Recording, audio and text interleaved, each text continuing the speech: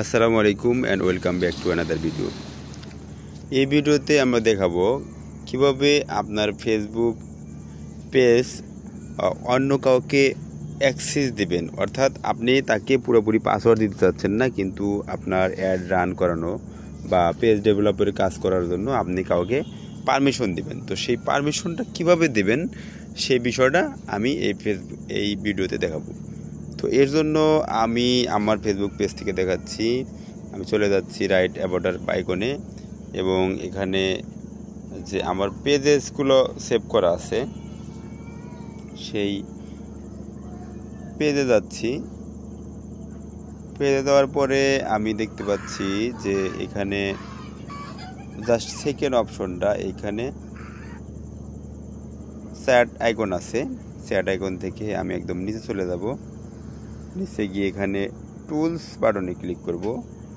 Tools button থেকে নিচে গিয়ে এখানে দেখতে পাচ্ছি এখানে পেজ অ্যাক্সেস নামের একটা মেনু আছে। এই পেজ অ্যাক্সেসে ক্লিক করব।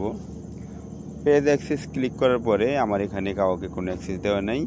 আমি এখান থেকে উপরের অপশনটা সিলেক্ট করব, people with Facebook access, add নিউতে ক্লিক করার পরে এখানে জাস্ট নেক্সট বাটনে ক্লিক করব এবং নেক্সট অপশনে গিয়ে আমরা দেখতে পাচ্ছি যে বাই উপরে একদম উপরে সার্চ বাই নেম আর ইউজার নেম।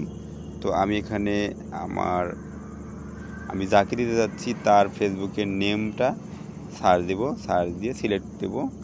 সিলেক্ট দেওয়ার পরে এখানে দেখতে পাচ্ছি এখানে কি পারমিশন সে পাবে। এখানে যে create, manage or delete post, stories and more as the page এবং message and calls, community activity, ads. এখানে অ্যাডসে কিন্তু উল্লেখ করা আছে create, manage and delete ad for the page. অর্থাৎ এই পেজটাতে অ্যাড রান করার জন্য অ্যাডের সমস্ত পারমিশন কিন্তু এই ইউজারকে দেওয়া হচ্ছে।